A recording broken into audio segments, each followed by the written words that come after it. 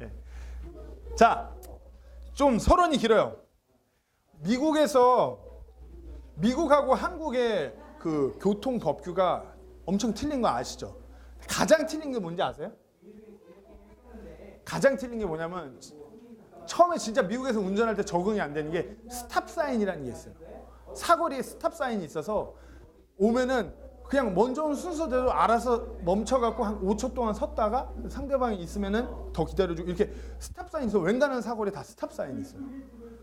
근데 우리나라는 만약에 사거리에 신호등이 없다. 네, 상상할 수 없는 큰 재앙이 그곳에 떨어지겠죠? 스탑 사인.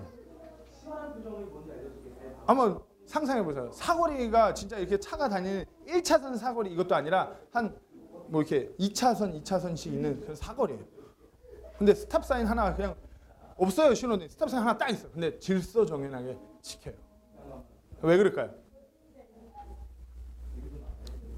왜 그럴까요? 왜 그렇게 미국 사람들은 그런 교통법규를 잘 지킬까요?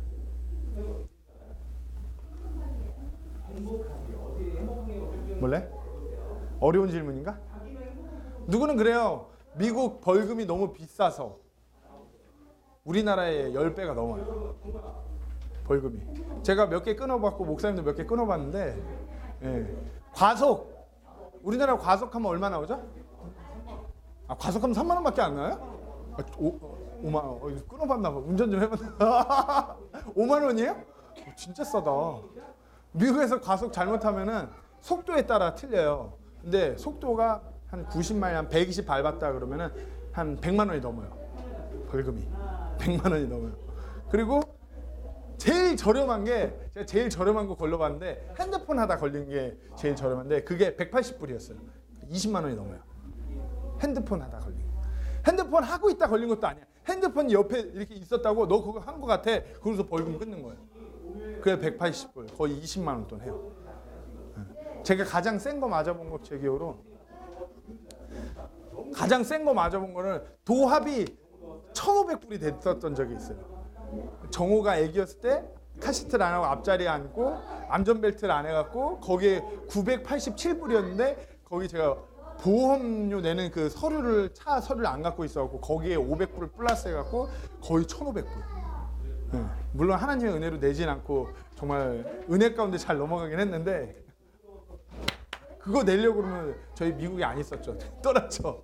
그만큼 벌금이 엄청 높아요. 근데 사람들이 벌금이 높으니까 되게 미국이 사람들이 무서워서 교통법규를 잘 지킬 것 같으냐? 그렇지도 않다라는 거. 주마다 법이 틀린데 유타주 같은 경우는 캘리포니아에 비해서 물론 우리나라보다 훨씬 비싸겠지만 많이 싸요. 근데 거기는 더 잘 지켜. 캘리포니아보다 더 잘 지켜. 진짜 미국은 우리나라처럼 과속 단속 카메라가 있는 것도 아니에요. 경찰들이 돌아다니면서 그냥 잡는데 경찰들이 그렇게 숫자가 많지도 않고 땅덩이가 넓은데 다 지켜볼 수도 없잖아요. 근데도 사람들이 이렇게 잘 지켜. 왜? 무서워한다기보다 진짜 온전히 두려워하니까. 우리가 두려움에 대해서 생각할 때 두려운 걸 흔히 무슨 공포스러운 거, 무서운 걸로 착각하는데 성경에서 말하는 두려움은 두 가지가 있어요. 뭐 예를 들면 제가 갑자기 이한 형제를 갑자기 멱살을 막 잡고 딱 이거는 이것도 두려워할 수 안 두려워하는데 두려워할 수 이런 두려움, 공포의 대상, 막 저주의 대상, 막 이런 두려움이 있는가 하면 성경에서 말하는 다른 두려움은 우리가 하나님을 두려워하는 그것은 단순히 어떤 공포적인 것이 아니라 정말 존경할 분을 우리가 마땅히 받들어 올리는 것을 두려운 것이라고 성경은 얘기하고 있어요. 미국에서 그와 같아요. 미국은 보는 눈이 없고 카메라가 없다고 할지언정 미국의 그 법과 질서에 대해서 미국에 사는 사람으로서 그것을 존경하고 그것을 당연히 지키는 걸 당연하게 여겨요. 그것을 더 옳다라고 생각해요. 근데 우리나라를 보면은 우리나라 벌금 3만 원, 5만 원 하는데 사람들이 카메라만 없으면은 다들 알겠지만 고속도로에서 막 달려가다가 차들이 빨간불이 막 켜져. 그 앞에 카메라 있는 거야. 그쵸? 막 고속도로에 달리고 있다가 앞에 차들이 그 브레이크 밟으면 빨간불 들어오잖아요. 그래서 빨간불 막 생기면 앞에 카메라 있는 거야. 아니면은 뭐 주차가 너무나 깔끔하게 대로변이 안 되는 거야. 그래서 이렇게 하늘을 쳐다보면 저쪽에 주차 단속 카메라가 있고 상당히 카메라가 없는데 사각지대 보면 차가 어떻게 알고 귀신같이 막 있고. 그건 우리가 어찌 보면 우리나라의 어떤 뭐 저희 나라를 디스해서 죄송하지만 우리나라의 어떤 그런 법이란 그런 것을 정말 두려워하기보다 그냥 벌금 내는 것 자체를 그렇게 생각하는 거 되게 좀 단편적인 거예요. 진정으로 두려워하지 못하기 때문에 온전하게 교통법규가 질서가 바로 세워지지 않아요. 자, 진정 올바른 두려움, 온전한 두려움은 실로 놀라운 결과를 가져오게 해요. 제가 여기서 막 우리 청소년부를 이끄는데 막 야구방망이 하나 들고서 설교하는데 졸거나 딴 데 쳐다보면 다 빠따 치면서 막 하면 단편적으로 한 몇 달은 막 설교 들을 때 막 이러고 쳐다보겠죠. 근데 그게 과연 옳은 걸까요? 순간은 공포스러우니까 다들 눈은 뜨고 저를 쳐다보겠죠. 그냥 쳐다보면서 하면 속으로는 다들 안 좋은 생각들을 하겠죠.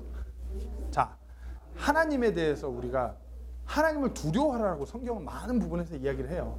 하나님을 두려움의 대상으로 우리가 그렇게 생각하고 있는가? 한번 생각해 보세요. 진정 하나님을 온전히 정말 성경에서 말하는 그런 건강한 두려움으로 하나님을 두려워하고 있는가? 정말 그분이 존경받아 마땅한 분으로 내 삶에서 자리 잡고 있는가? 우리 청소년들 어떻게 그렇게 여기고 있어요? 아니면 그냥 세상의 어떤 권력자, 독재자, 최고의 권위에 앉은 그 왕으로서 공포스럽게 무섭게 생각하고 있는 거예요. 그렇게라도 생각해 본 적 있어요? 제가 근데 미안한 말이지만 저를 포함해서 너무나 많은 그리스도인들이 실로 예수님을 내 개인의 구주로 인격적으로 만났다고 하는 그 모든 사람들이 온전히 두려워하지도 않고 하나님의 어떤 두려움의 존재로 생각하지도 않고 그냥 신경 자체를 안 쓰고 사는 경우가 너무나 많다라. 그냥 너무 가볍게 여겨요. 내가 뭐 할 때 잠깐 스쳐 지나가시 떠오르는 존재로 그렇게 여기면서 살아가는 경우가 너무나 많다라. 그분의 존재 자체가 어찌 보면은 미천한 인간들에게 두려움 그 자체예요. 숨도 쉴 수 없을 만큼 엄청난 하나님의 존재예요. 근데 솔직히 우리가 너무 어떤 종교적인 자유, 믿음의 자유가 있는 이 땅에 살아가면서 그 하나님의 존재에 대해서 너무 가볍게 여겨요. 신경 쓰지도 않고 살아가요. 하나님에 대한 두려움을 이야기하면 제가 막 이렇게 공포의 대상 막 이렇게 얘기하니까 그건 구약시대의 이야기예요. 구약시대에는 그들 안에 성령님께서 내주하시지 않기 때문에 두려움과 동시에 무서워서 벌벌 떨기만 했어요. 근데 이제 그 또한 그렇게 하면서 그 백성들 이끄는 것 또한 하나님의 은혜였다고 얘기할 수 있어요. 왜냐하면 그들 안에 성령님께서 내주하시지 않기 때문에. 이사야서 8장 12절 13절 말씀에 제가 이거 잘못 썼습니다. 이 백성이 어떤 사람에게 동맹을 맺자 할지라도 너희는 그 모든 사람에게 동맹을 맺자 하지 말고 그들이 두려워하는 것을 너희는 두려워하지 말며 무서워하지도 말고 만군의 주 그를 거룩히 구별하며 그를 너희의 두려움으로 삼고 너희의 무서움으로 삼으라.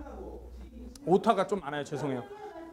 하나님께서 그들을 나를 두려워하고 나를 무서운 사람으로 무서운 존재로 여기라고 구약 백성들한테 얘기했어요. 왜? 하나님께서 그 백성들을 온전히 이끌고 싶으셨기 때문에 그때 당시 그들 안에 성령님께서 내주하시지 않기 때문에 그렇게까지 하나님께서 무서운 존재로 두려움의 대상으로 그렇게 이끌어 가셨어요. 왜? 그 백성들을 사랑하시니까. 하지만 우리에게는 우리가 예수님을 인격적으로 만남으로써 성령님께서 우리 안에 거하시기 때문에 성경 66권의 하나님의 말씀이 우리에게 계시가 완전히 되었기 때문에 구약시대처럼 하나님 앞에서 존재 앞에 벌벌 떨 그런 건 아니에요. 디모데후서 1장 7절에 이렇게 얘기하고 있어요. 하나님께서는 우리에게 두려움의 영을 주지 아니하시고 권능과 사랑과 건전한 생각의 영을 주셨는데 우리 안에 성령님이 계심으로 해서 우리가 더 이상 하나님 앞에 벌벌 떨지 않아요. 옛날에 구약시대의 구약 백성들은 하나님의 음성이 들리면 자기가 행해나 고개를 들었다가 하나님 보면 자기가 죽는다고 생각했어요. 그래서 모세가 떨기나무 앞에서 하나님의 음성을 들었을 때 고개를 들지 못했어요. 자기가 죽을까 봐 무서워서 벌벌 떨었어요. 그만큼 하나님의 존재가 이전 시대에는 정말 하나님이 그렇게 막 임하셔서 막 그렇게 말씀하실 때는 너무나 감히 우리가 대할 수 없는 존재였어요. 근데 신약 시대로 들어서고 성령님이 우리에게 임하시고 그 숱한 믿음의 여정을 겪고 지나오고 지금 시대가 왔을 때 우리 안에 성령님께서 동일하게 계신데 어떻게 하나님의 존재는 그 무서운 그 엄청난 존재가 땅으로 떨어지다시피 했다라는 거예요. 진정한 두려움이란 그 대상을 향한 존경이 함께 가는 것이에요. 그분의 뜻을 높이는 것, 그것이 진정한 두려움이에요. 다시 한번 묻겠어요. 우리는 어때요? 우리가 하나님을 향한 그 두려움은 어때요? 진짜 하나님을 온전히 두려워하고 있어요? 우리 스스로한테 물어봐요. 나는 어떠한가? 솔직히 우리 신학교의 그 은혜의 시대, 교회 시대에 살아가는 우리는 그렇게 벌벌 떨지 않아도, 공포스럽게 생각하지 않아도 되지만 그만큼도 못하고 있다라는 거예요. 내 편한 대로 찾는 게 하나님이에요. 내 한가할 때, 내 심심할 때, 아니면 내가 뭐 할 때 찾는 게 하나님. 정호가 자라면서 제가 한 2년 전까지만 해도 우리 아들을 대할 때 엄청 무섭게 대했어요. 지금은 잘 안 때리는데 그때 당시에 막 여름에 반바지 입고 왔는데 어린이집 교사가 놀랄 정도로 때려갖고, 왜? 애가 구원받기 전에, 예수 믿기 전에 온전히 바로 세워야 된다고 막 무섭게 막, 구약시대 백성들 성령님이 내주하지 않을 때 막 그렇게 하나님께서 무섭게 했듯이 나 그렇게 무섭게 되는데, 지금 정호가 예수를 만났다고 자기의 믿음을 고백을 시인한 이후로 잘 때리진 않아요. 기다려주고 있어요. 근데 어찌 보면 지금 정호의 모습을 보면 내가 때려갖고 무섭게 할 때 요만큼도 못 따라가요. 말은 또 기가 막히게 안 듣고 막 때리지 않고 하고 있음에도 불구하고. 근데 계속해서 기다려. 정호가 잘할 수 있도록.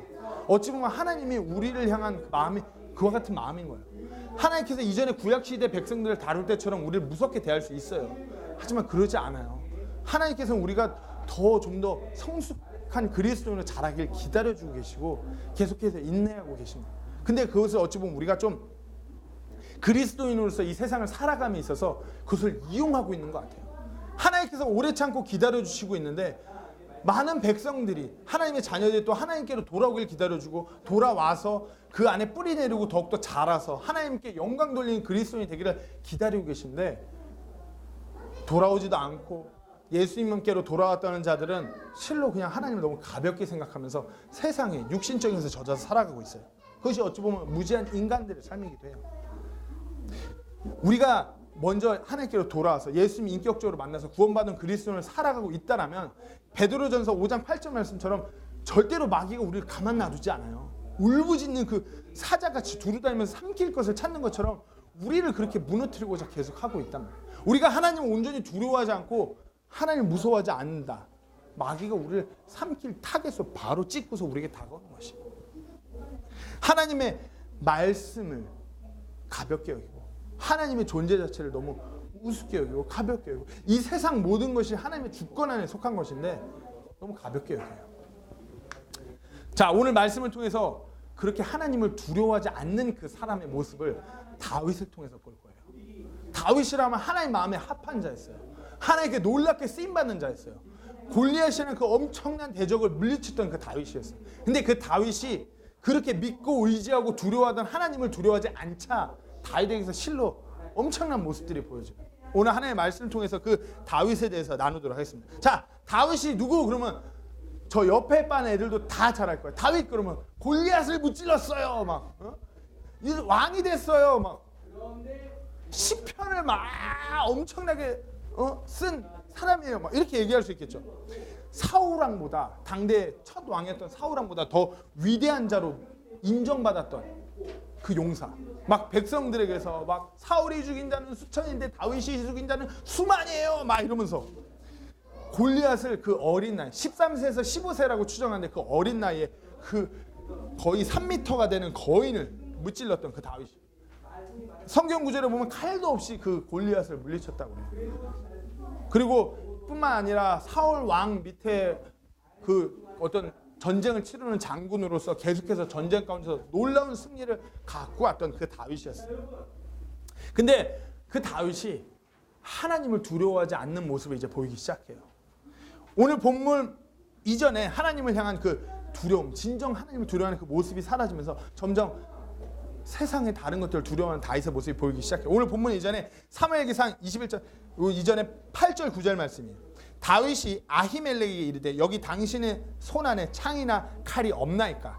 왕의 일이 신속함을 요함으로 내가 내 칼과 무기를 가져오지 못하였나이다 하매 제사장이 이르되 내가 엘라 골짜기에서 죽인 블레셋 사람 골리앗의 칼을 보라. 그것이 여기 에봇 뒤에 있는 보자기에 쌓여 있으니 네가 그것을 가지려거든 가지라. 여기에 그것 말고는 다른 것이 없느니라 하매 다윗이 이르되 그와 같은 것이 또 없으니 그것을 내게 주소서 하니라. 다윗은 골리앗을 무찌를 때 칼을 들고 무찌르던 사람이 아니에요.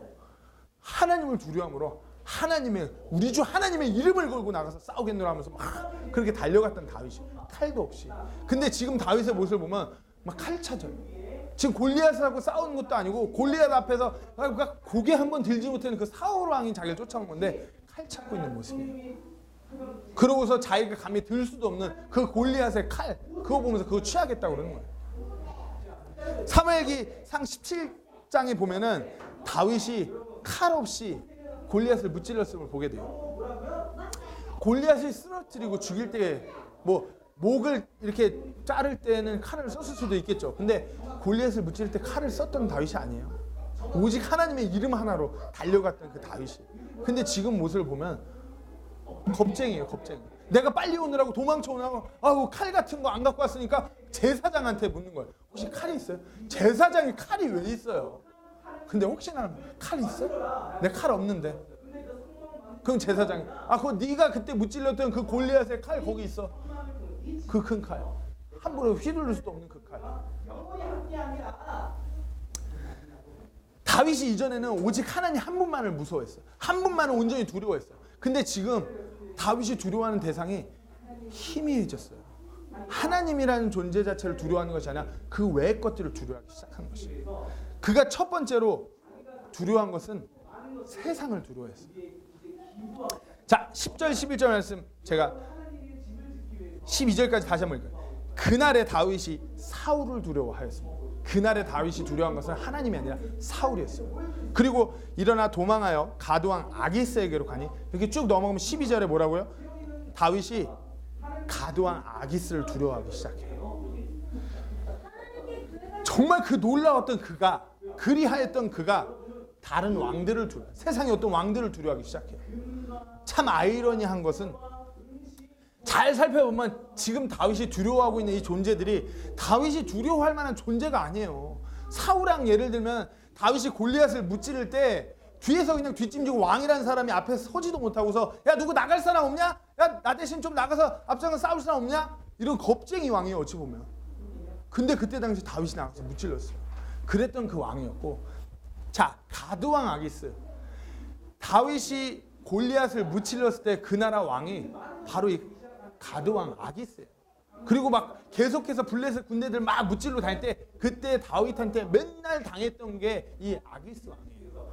다윗이 이렇게 막 하나님의 이름을 걸고 하나님을 두려워하는 마음으로 앞장섰을 때 눈에 보이지도 않던 존재들이에요. 근데 지금 다윗의 모습을 보면 하나님을 두려워할 때는 쳐다보이죠. 자기한테 두려움을, 그런 영향을 눈꼽만큼도 끼치지 못한 존재들을 두려워하기 시작합니다. 그리고 자신의 상황을 두려워하는 거예요. 사울 왕으로부터 쫓기는 그 상황, 오갈 데 없는 상황. 왜? 하나님을 두려워하지 않기 때문에. 이 순간 다윗이 두려워하는 그 대상이 온전히 하나님 한 분이어야 되는데 그분이 아니니까 그 외 모든 세상 것들이 두려워하는 거예요.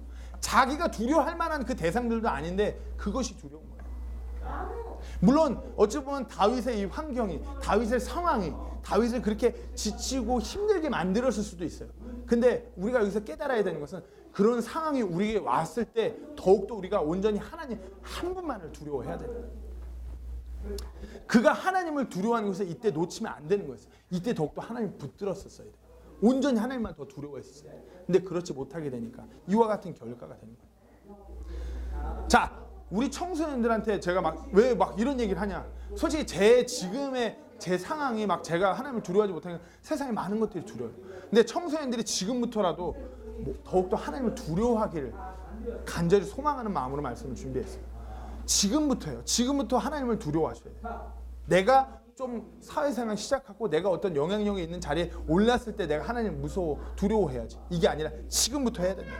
지금부터. 왜냐하면 절대로 여러분들의 앞으로 이제 다가오는 미래, 다가오는 삶들은 지금보다 더 악한 세상, 더 힘든 세상, 더 힘겨운 가시밭길을 걸어가게 될 거라고 죄송하지만 그렇게 말씀드려요. 편하지 않을 거예요.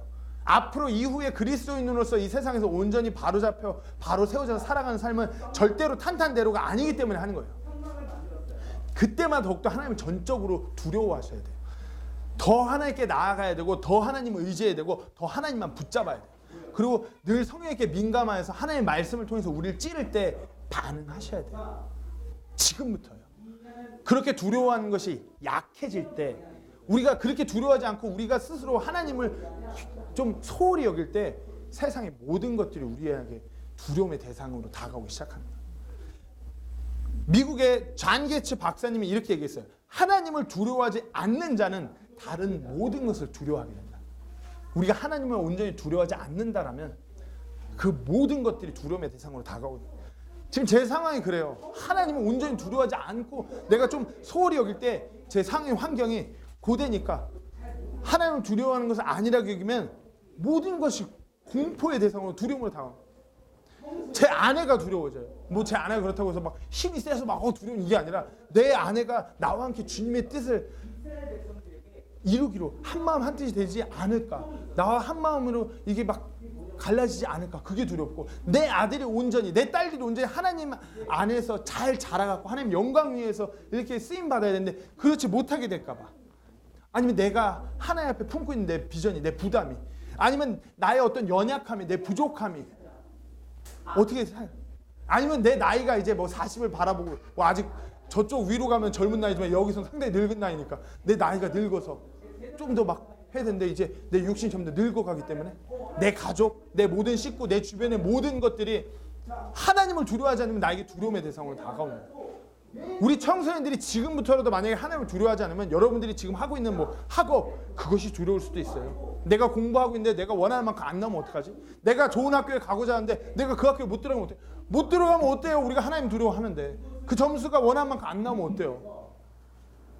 아니면 내가 관계하고 있는 친구들에게 관계가 두려움으로 다가올 수 있고, 내 가족이 두려움에 대해서 내 부모님이 빨리 믿고 구원받아야 되는데, 아니면 내 형아가, 아니면 내 언니, 누나 누군가가, 내 가족이 빨리 예수님 믿고 구원받아야 되는데 그렇지 못해, 막 두려운 거예요. 왜? 하나님을 온전히 두려워하지 않으니까. 믿음이 없는 거예요. 그건 모든 것들이, 모든 상황이 하나님을 두려워하지 않으면 길을 걷다가 신호등 사인 하나 바뀌는 것도 갑자기 두려울 수도 있어요. 하나님을 두려워하지 않으면 여러분이 지금 처한 그 모든 상황 자체도 다 두려움의 대상으로 다가오게 될 수밖에 없다는 걸 분명히 인지하셔야 돼요. 심지어는 우리가 하나님을 온전히 두려워하지 않으면 우리가 삶을 살다가 힘겨움이 오면 내가 구원받은 사람 맞아? 나 구원받은 그리스도인 맞아? 나 왜 이래? 그런 착각까지 들어요. 그건 정말 마귀의 간계예요. 구원받은 자가 내가 구원받은 구원의 확신이 없으면 나락으로 떨어진 느낌이에요. 때마다 우리가 하나님을 더욱더 두려우면 하나님 말씀 안에서 그 확신을 얻고 도전을 받아 나가야 되는 것입니다. 모든 게 두려워져요. 하나님을 두려워하지 않는. 시편 기자는 이렇게 시편 34편 4절에 이렇게 말하고 있어요. 내가 주를 찾으면 그분께서 내 말을 들으시고 내 모든 두려움에서 나를 건지셨도다. 내가 때마다 주를 더욱더 찾고 그분께 부르짖고 그분을 두려워하면서 그분 앞으로 나갈 때 그분께서 내 모든 두려움에서 나를 건지시는 거예요.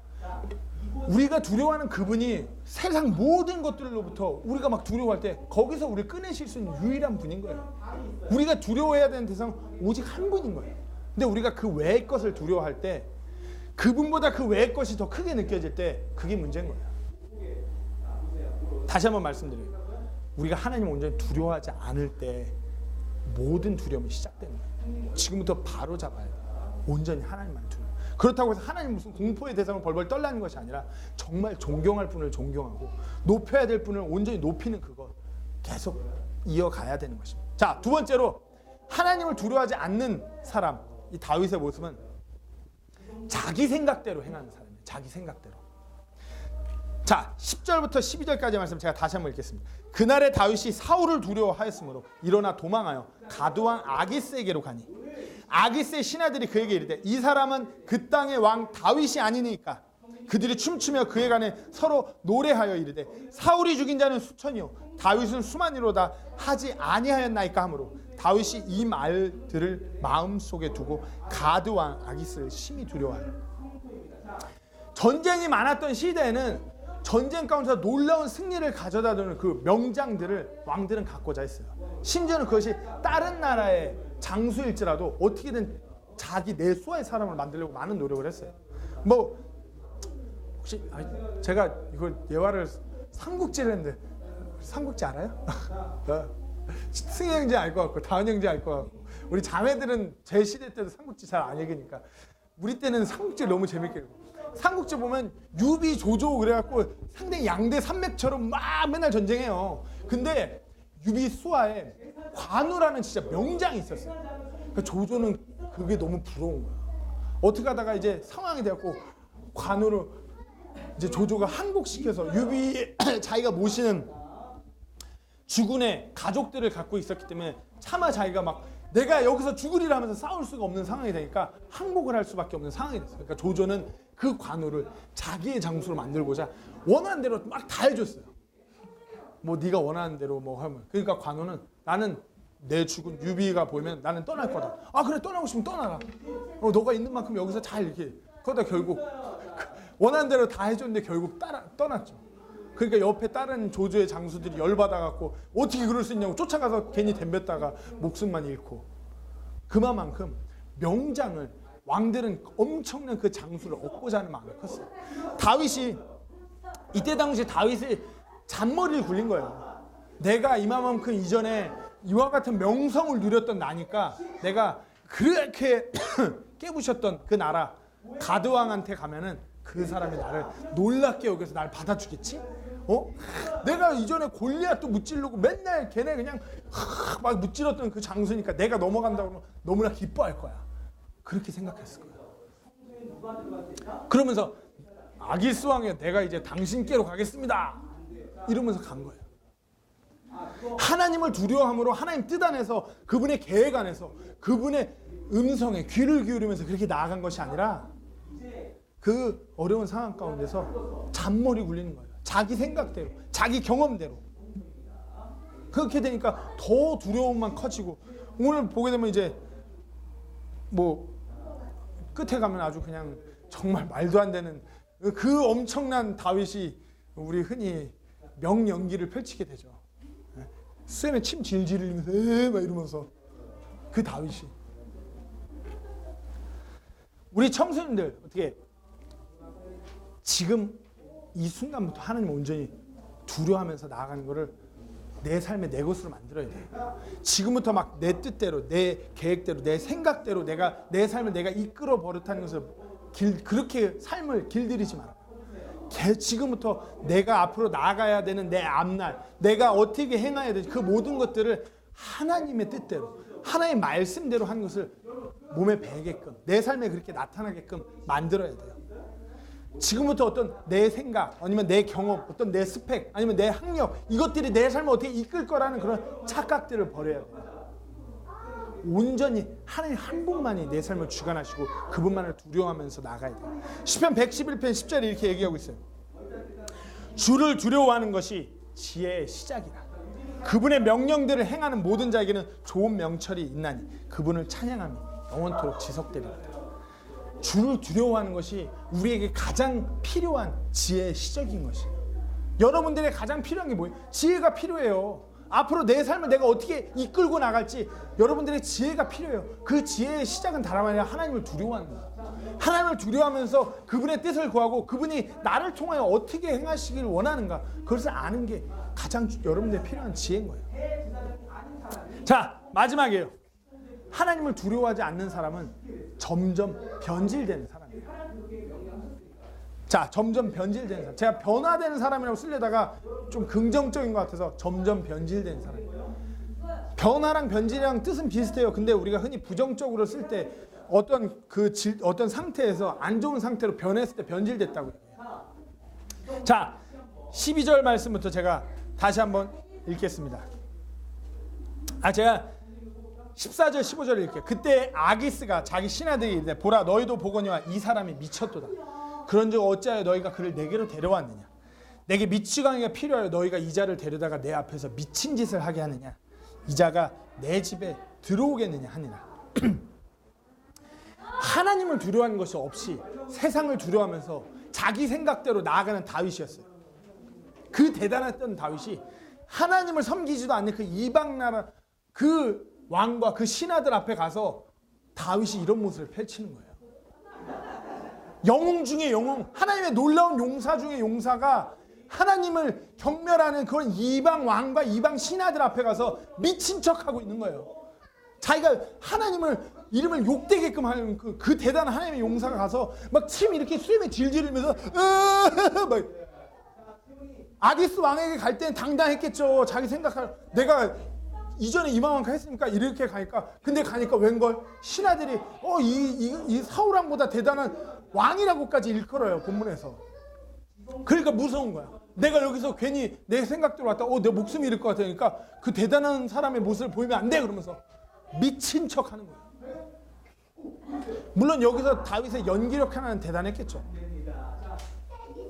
무슨 설명이 더 필요할까요? 하나님을 두려워하지 않는 사람은 세상 가운데 계속해서 변질되어 가요. 하나님 원하는 그 모습이 아니라 세상 사람들이 봐도 하찮은 우스운 코 같은 모습을 변해가는 거예요. 하나님을 두려워하면서 그분의 그 길로 나아가지 않는 그리스도인들은 세상에서 손가락질 받는 그와 같은 정도가 아니라 미치광이 취급을 받으면서 나의 안위를 위해서 내가 원하는 거 내 육신의 어떤 삶을 조금이라도 이뤄가고자 다윗처럼 어찌 보면 연기를 하면서 위선적인 모습으로 비겁하게 망가지는 모습으로 살아가는 사람이 될 거라는 거예요. 하나님을 두려워하지 않는 사람. 우리 청소년이나 제가 하나님을 두려워하지 않는다면 우리가 세상 앞에 섰을 때 세상 왕들에게 세상 권력자 앞에 섰을 때 우리가 그렇게 변질되는 거예요. 우리가 망가지는 거예요. 하나님 원하는 모습으로 서서 당당해야 되는데 내가 내 삶에 어떤 막 무슨 피해가 올까 봐 무서워하면서 연기하면서 미친 척하면서 그렇게 변해가는 거예요. 우리가 그리스도인으로 하나님의 영광 위에서 당당해는 우리가 세상 앞에 섰을 때 비겁해지고 옹졸해지고 위선자적인 모습으로 가게 되는 거예요. 하나님을 등지게 되는 겁니다. 이 얼마나 부끄러운 모습이에요. 다윗의 모습이. 이전에 다윗의 영광은 얼마나 하나님을 드높였던 삶이었는데 지금 다윗의 모습은 그 하나님 앞에서 벌벌 떨었던 그 왕 앞에서 하나님 이름을 너무나 욕되게 했어요. 하나님의 이름이 바닥에 떨어지게끔 하는 모습이에요. 부끄럽고 수치스러운 모습이에요. 우리가 하나님을 진정으로 두려워하지 않는 삶을 살아간다면 그와 같은 삶으로 막 이와 같은 연기로 누구의 눈속임 해갖고 당장은 살 수 있겠죠. 근데 그것이 우리에게 있어서 부끄러운 삶이라는 거예요. 성경에서는 그렇게 얘기해요. 그것에 대해서 부끄러운 구원이라고. 나중에 예수님 앞에 섰을 때 예수님께서 이렇게 후 했을 때 다 날아가 버리고 아무것도 남지 않는 부끄러운 삶이라고 얘기하고 있어요. 하나님을 두려워하지 않는 사람, 그 사람은 점점 변질된 삶으로서 예수님 앞에 다시 섰을 때 부끄러운 민낯으로 드러나게 될 것이에요. 고린도전서 3장 12절에 15절 말씀에 이렇게 얘기하고 있어요. 죄송합니다. 그런데 만일 어떤 사람이 이 기초 위에 금이나 은이나 보석이나 나무나 건초나 집을 세우면 각 사람의 일이 드러나리라. 그날에 그것을 밝히 드러내리니 이는 그것이 불에 의해 드러나고 그 불이 각 사람의 일이 어떤 종류인지 그것을 시험할 것이기 때문이라. 어떤 사람이 그 기초 위에 세운 일이 남아있으면 그는 보상을 받고 어떤 사람의 일이 불타면 그는 보상의 손실을 당하리라. 그러나 그 자신은 구원받되 불에 의해 구원받는 것 같이 받으리라. 진정으로 하나님을 두려워하는 사람이 되어야 돼요. 우리가 하나님을 두려워하지 않는다면 우리 삶이 그렇게 변해갈 것이고 이 훗날 우리가 예수님 앞에 섰을 때 이와 같은 모습이 될 거예요. 드러났는데 하나님 앞에 드릴 영광이 아무것도 없는 부끄러운 자의 모습을 서게 될 것이에요. 구원받은 영광스러운 하나님의 자녀가 예수님 앞에 섰을 때 그분께 돌려드릴 그 영광이 있어야 되는데 우리에게 남는 것이 아무것도 없을 때 지금처럼 눈속임으로 세상 가운데서 다윗처럼 내 안위 아니 내 육신의 어떤 것을 지킨다는데 그게 무슨 소용이 있어요? 이 짧은 세상이 지나면 아무것도 남지 않는데 그분 앞에 서서 그저 부끄러워지기만 할 텐데 하나님을 두려워한다는 것은 우리가 마지막에 그분의 앞에 서는 그 순간을 상기시키면서 더욱더 그분이 원하는 삶을 살아가는 거예요. 자, 하나님을 두려워하는 것 마지막을 상기시키는 것이 그 예화에 대해서 마지막으로 나누고 말씀을 마치도록 할게요. 죄송합니다. 우리가 흔히 예수님 앞에 다시 쓰는 것에 대해서 그리스도의 심판석 앞에 쓴다고 얘기들 많이 해요. 이걸 잘 생각하셔요. 우리가 예수님 앞에 다시 서는 그 순간이 마치 시상대에 오르기 전에 그 순간이라고 생각하면 돼요. 근데 우리 이번에 동계올림픽 했잖아요. 스케이팅 많이 봤잖아요. 막 스케이팅 하는데 누군가는 보면은 막 들어왔다고 막 들어갔어. 와, 내가 드디어 이제 금메달이야 막 이러고 환호성 치면서 막 국기 들고 막 이러고 막 이겼어 막. 근데 갑자기 그 사람 실격이래. 비디오 판독을 하니까 이전에 그 사람이 파울한 게 밝혀지는 거예요. 아니면 자기는 1등이라고 이러고 들어왔다고 착각하는데 다른 사람들 벌써 더 이렇게 열심히 해갖고 다 이렇게 들이밀어갖고 비디오 판독이고 시상대 앞에 섰는데 내가 메달이 아니야. 나는 메달 받는 사람은 당연히 여기면서 막 국기 흔들고 막 이랬는데, 우리가 그리스도 심판석 앞에 서서 예수님 앞에 훗날 섰을 때 우리가 그와 같을 수도 있다라는 거예요. 나는 당연히 하나님 앞에 큰 보상을 받겠지. 그러고 섰는데 내 삶이 그와 같을 수 있다는 거예요. 우리가 하나님을 두려워하면서 그와 같이 매 순간순간마다 살아가지 않는다면 우리가 그분 앞에 섰을 때 마치 이 피겨 선수들이 자기는 메달 땄다고 착각하고 있는데 비디오 판독하니까 파울이에요. 아무것도 건질 것이 없는 것이에요. 그와 같은 삶이 될 수도 있다는 거예요. 우리가 하나님을 두려워하지 않을 때. 잠언 14장 말씀을 마지막으로 읽고 말씀을 마치도록 하겠습니다. 주의 두려움 속에 강한 확신이 있나니 그분의 자녀들에게 피난처가 있으리라. 주를 두려워하는 것은 생명샘이라. 사망의 올무들에서 벗어나게 하느냐. 우리가 하나님을 두려워하는 것이 생명샘이에요. 우리가 삶 가운데서 가장 필요한 것을 공급해 줄 수 있는. 잘 생각하셔야 돼요. 내가 지금 두려워하는 것은 무엇인가. 만약 지금 여러분들이 두려워하는 것이 온전히 하나님이 아니고 그 외의 것이라면 다시 바로 잡으세요. 온전히 우리가 하나님을 두려워할 때 우리 삶이 놀랍게 변하는 거예요. 마치 골리앗 앞에 서는 그 다윗의 모습이 우리의 모습이 될 수 있는. 근데 하나님을 두려워하지 않는다면 세상 왕들에게, 세상 것들에게 옹졸하게 미친 척하면서 부끄러워하면서 수치스러운 모습을 보이는 그 모습이 우리의 모습이 될 거라는 걸 마음속 깊이 잘 상기시키면서 하나님을 두려워하는 우리 모두가 되기를 간절히 소원합니다. 기도하고 마치겠습니다.